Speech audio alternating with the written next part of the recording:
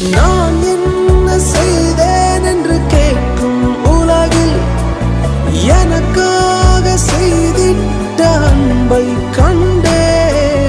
தனியா ஒரு தகப்பனின் தப்பம் கண்டே. ஏனோ ஏனோ ஏன் இங்க முழுவை